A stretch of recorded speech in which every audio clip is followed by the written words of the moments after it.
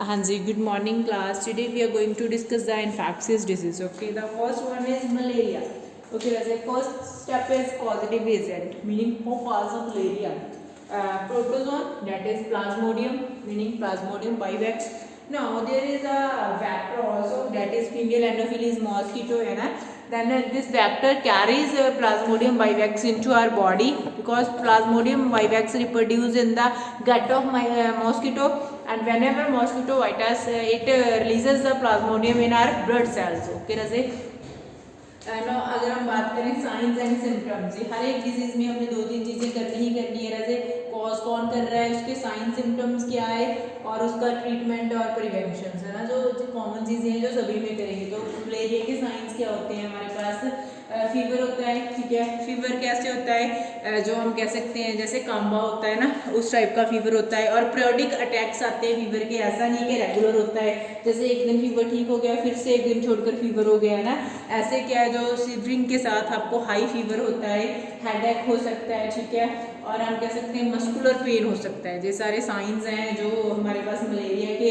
तो नेक्स्ट हमारे पास अगर हम ट्रीटमेंट की बात करें तो राजेश इसके लिए ट्रीटमेंट के लिए क्या है, जो क्यूनिन नेम की क्या है एक मेडिसिन, एक एंटीबायोटिक्स क्या डॉक्टर के द्वारा दी जाती है, क्यूनिन, ठीक है।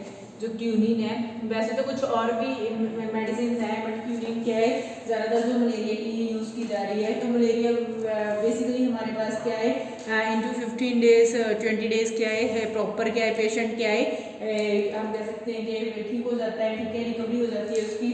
अब रजे अगर प्रिवेंशन की बात करें तो देखो इसे कॉज कौन कर रहा है? प्लाज्मोडियम। प्लाज्मोडियम कहाँ से आ रहा है? वेक्टर जो मॉस्किटो है उसकी गट में से। तो अगर हम इसे रोकना चाहते हैं, प्रिकॉशन यूज़ करना चाहते हैं, प्रिवेंशन यूज़ करना चाहते हैं, तो प्रिवेंशन कहाँ पे यूज़ होगी? मॉस्किटो पे। तो हमें क्या है, मॉस्किटो की ब्रीडिंग को स्टॉप करना है। नियर अबाउट कहीं पर भी आपके स्टेगनेट वाटर है तो वहाँ पर क्या है, वाटर को स्टेगनेट नहीं होना देना चाहिए। आइदर वो वाटर क्या है, क्लीन है, आइदर डर्टी है, बट मेक श्योर के in your surrounding there is no stagnating water, because जो वाटर होगा वहाँ पर मॉस्किटो ब्रीड करेंगे। अगर वाटर स्टेगनेट है, अभी नियर अबाउट कोई टैंक है, तो उसमें आपने क्या है कुछ क्या है केमिकल्स जैसे डीडीटी वगैरह यूज़ कर लेनी चाहिए, ठीक है, किल करने के लिए मॉस्किटो के लिए। मॉस्किटो नेट यूज़ कर लो, मॉस्किटो रिपेलेंट क्रीम्स होती है ना बॉडी पे, वो लगा लो ताकि मॉस्किटो आपको बाइट ना करे। तो बहुत सारी ऐसी प्रिवेंशन आप यूज़ कर सकते हो। ओके जैसे हाँ जी, तो सेकेंड हमारे पास क्या है, that is the diarrhoea. Diarrhoea क्या होता है?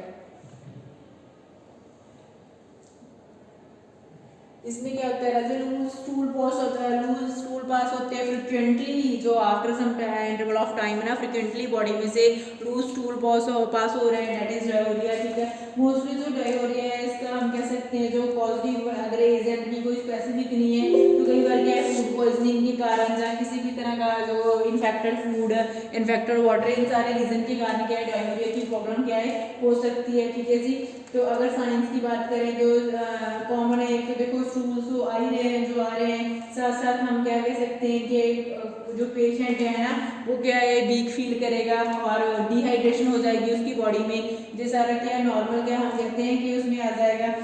और यू कैन से जो और हम कह सकते हैं जो पेशेंट है उसकी जो चीक्स वगैरह और टंग वगैरह है, ठीक है, जो माउथ का इनर पार्ट है वो भी क्या ड्राई होना स्टार्ट हो जाएगा।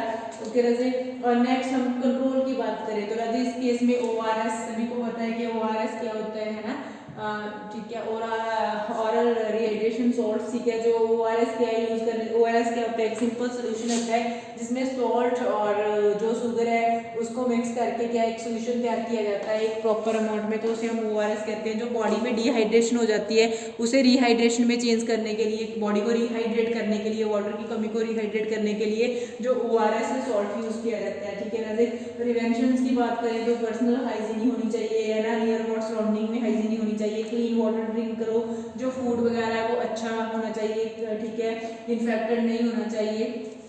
इधर साथ में हम बात कर रहे हैं कॉलरा की, ठीक है। जैसे तो जो कॉलरा है अगर उसकी हम बात करें तो कॉलरा में क्या है हमारे पास सिंपली क्या है, जो बैक्टीरिया होता है विब्रियो कॉलरिया, ठीक है, उसके कारण कॉज होता है। इधर पॉजिटिव एजेंट है विब्रियो कॉलरिया नेम का जो बैक्टीरिया है। ओके, अगर इसकी बात करूँ तो राजे इधर हमारे पास क्या है, साथ साथ वॉमिटिंग की प्रॉब्लम भी रहेगी। जो लूज स्टूल पास हो रहे थे डायनोरिया में, इस केस में साथ में लूज स्टूल के साथ में क्या है, हमारे पास वॉमिटिंग्स की भी एक प्रॉब्लम रहेगी, ठीक है राजे। तो बेसिकली हम कह सकते हैं कि जो कॉलरा है इसमें क्या है, डिहाइड्रेशन तो होगी ही होगी। सेकंड थिंग हम कह सकते हैं कि जो मस्कुलर क्रैम्प्स होंगे, ठीक है, जो आईज वगैरह है हमारी, उनकी प्रॉपर केयर करनी पड़ेगी, ठीक है। रिंकल वगैरह आने स्टार्ट हो जाएंगे, स्किन कोल्ड हो जाएगी, ठीक है। ये सारे क्या कुछ रीजंस हैं, जो सॉरी कुछ सिम्पटम्स हैं जो कॉलरा के। अगर कंट्रोल की बात करूँ तो सेम इधर आ जाता है, जो ORS सोल्यूशन यूज किया जाता है ना, कुछ antibiotic free sodium chloride solution वगैरह यूज किए जाते हैं। प्रिवेंशन की बात करेंगे तो फिर से आगे जैसे, ठीक है, क्लीन ड्रिंकिंग वाटर, ठीक है, प्रॉपर सैनिटाइज होना चाहिए, ठीक है। वैक्सीनेशन होती है इसकी कुछ कॉलरा की, तो वो यूज कर लेनी चाहिए। हाँ जी, तो नेक्स्ट हमारे पास टाइफाइड आ जाता है। टाइफाइड की अगर मैं बात करूँ तो टाइफाइड को कौन कॉज करता है, सैल्मोनेला टाइफी नेम का एक बैक्टीरिया है जो कि टाइफाइड को कॉज कर रहा है। तो टाइफाइड के अगर हम सिंपल एस टाइफी भी बोल देते हैं उस बैक्टीरिया को। अगर हम बात करें तो मोस्टली जो बैक्टीरिया एस टाइफी जे क्या है, जो सीवरेज वगैरह, वाटर वगैरह, टैंक्स वगैरह में पाया जाता है, ठीक है। तो अगर साइन सिम्टम्स की बात करें तो इसमें हेडेक होगा, फीवर भी रहेगा, लेकिन ज़्यादा वो वैसा फीवर नहीं होगा मलेरिया टाइप का, सिंपल फीवर रहेगा, ठीक है। और हम कहते हैं जो कुछ बॉडी पे हल्के से रैशेस बनने स्टार्ट हो जाते हैं। कई बार डॉक्टर को टाइफाइड दिखाने जाते हैं ना, वो इस जगह से हमारा चेकअप करते हैं, तो मीनिंग कई बार इस जगह रैशेस बन जाते हैं, जो एक आइडेंटिफिकेशन होता है, जो एक सिम्टम होता है किस चीज़ का, टाइफाइड का। ओके रजे, कंट्रोल की बात करें तो रजे इसके लिए प्रॉपर हमारे पास क्या है, टाइफाइड के लिए एंटीबायोटिक्स होती हैं। वॉट इन विदिन 2 वीक्स क्या है, कोई भी पर्सन अच्छे से रिकवरी हो जाती है उसकी, ठीक है। प्रिवेंशन की बात करें तो जो सीवेज सिस्टम वगैरह है वो प्रॉपर क्या है, मैनेज कितने होने चाहिए, क्लीन ड्रिंकिंग वाटर होना चाहिए, और हम कह सकते हैं वैक्सीनेशन वगैरह यूज कर लेनी चाहिए। टीएबी नेम की क्या एक वैक्सीन होती है। अगर एक बार आपने टीबी क्या जो इंजेक्शन लगाया हुआ है तो 2 से 3 साल क्या है आपको टाइफाइड नहीं होगा, तो 2 से 3 साल तक क्या है वो प्रिवेंट कर सकता है, ठीक है। नेक्स्ट राजे हमारे पास क्या आ जाता है, टीबी ट्यूबरक्लोसिस। जो टीबी है, जो ट्यूबरक्लोसिस नेम का बैक्टीरिया है, सॉरी ट्यूबरक्लोसिस नेम की डिसीज है।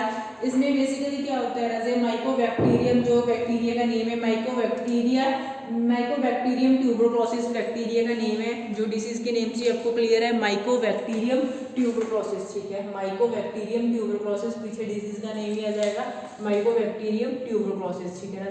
तो इसमें बेसिकली हमारे पास टीबी में क्या है, एक रेस्पिरेटरी डिसीज है, लंग्स में प्रॉब्लम होती है बेसिकली, ठीक है। तो इसमें साइन सिम्टम्स क्या होंगे, देखो एक तो क्या है, टीबी में कफ सबसे ज्यादा रहेगी, कई बार कफ में ब्लड आना स्टार्ट हो जाता है, ठीक है। और हम और कह सकते हैं कि हेडेक रहेगा, फीवर भी रहेगा, फटीग होगा, वेट लूज होगा, है ना। और जो ब्रीथलेसनेस होगी, मीनिंग ब्रीथिंग में प्रॉब्लम आएगी, क्योंकि पहले ही मैंने बोला रेस्पिरेटरी डिजीज है, ठीक है। और ऐसी कुछ प्रॉब्लम्स क्या है जो डे बाय डे क्या बढ़ती चली जाएंगी। नेक्स्ट अगर कंट्रोल की बात करेंगे तो स्टिल क्या है, हम कह सकते हैं टीबी का एक प्रॉपर कंट्रोल है। गवर्नमेंट ने पहले जब टीबी बहुत स्प्रेड हो रहा था तो जो टीबी के ट्रीटमेंट पे कुछ स्पेशल डिस्काउंट्स भी दिए हुए हैं। हम कहते हैं अगर कोई भी पर्सन टीबी का ट्रीटमेंट कराता है उसे क्या गवर्नमेंट की ओर से क्या है लेस, हम कहते हैं कि पेमेंट करनी पड़ती है, ठीक है। और यू कैन से कि काफ़ी ज़्यादा जो हेल्प प्रोवाइड की जाती है टीबी पेशेंट के ट्रीटमेंट में, ठीक है। जैसे अगर प्रिकॉशंस की बात करें तो जो पेशेंट होगा, है ना, कोई भी इन्फेक्टेड पेशेंट है, उसके कुछ भी जो आप यूटनेसेस वगैरह, कोई क्रॉस वगैरह, कोई भी आर्टिकल क्या यूज़ नहीं करना चाहिए, ठीक है। नेक्स्ट हमारे पास आ जाता है इन्फ्लुएंजा। फ्लू टाइप होता है हमारे पास। अगर हम इन्फ्लुएंजा की बात करें, इन्फ्लुएंजा क्या है, जैसे एक फ्लू टाइप डिसीज होती है, ठीक है।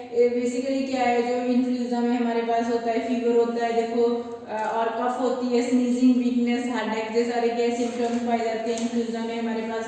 कंट्रोल की हम बात करें तो राजा इसके लिए मेडिसिन, बेसिकली वैसे कोई स्पेसिफिक मेडिसिन नहीं, बट डॉक्टर दे देते हैं, एस्प्रिन नेम की एक मेडिसिन दे देते हैं इसके लिए, ठीक है। और हम प्रिवेंशन की बात करें तो इसके लिए जो भी उस टाइम वैक्सीनेशन होगी है ना, वो यूज़ कर लेनी चाहिए, बट स्पेसिफिक स्टिल कोई वैक्सीनेशन नहीं है।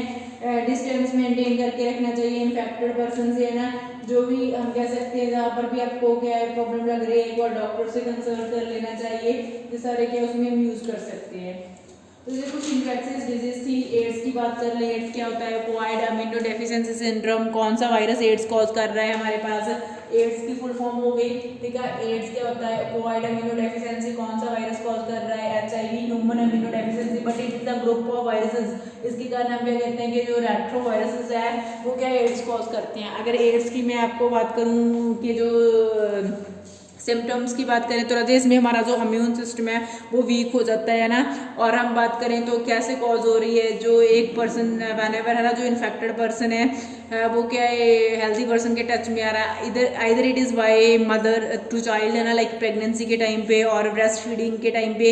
और सेकंड हम कह सकते हैं जो लोग ड्रग्स वगैरह लेते हैं, जैसे वो ब्लड एक्सचेंज करते हैं, उस केस में हो जाता है। और थर्ड हम कह सकते हैं कि जैसे sexual contact more than one person, ठीक है, जब कोई भी पर्सन एक से ज़्यादा पर्सन के क्या हम कह सकते हैं सेक्सुअल टच में कंटैक्ट में आ रहा है, तो वहाँ पर भी ये डिसीज स्प्रेड होने के चांसेस होते हैं, ठीक है। तो अगर हम इसके ट्रीटमेंट की बात करें तो स्टिल एड्स का कोई ट्रीटमेंट नहीं है हमारे पास, सिर्फ क्या है जो पेन से रिलीफ करने के लिए जो मेडिसिन दी जाती हैं, ठीक है। तो हम कह सकते हैं कि prevention is better than cure, वही केस आ रहा है इधर, प्रिवेंशन रखो अपनी, ठीक है, तो अपने आप ही क्या है जो उसका क्योर है, अदरवाइज क्या है स्टिल इसका कोई क्योर नहीं। So this is all about the infectious disease. Hope so you have understood it. If you still have any problem you can tell me, Razi. Thank you.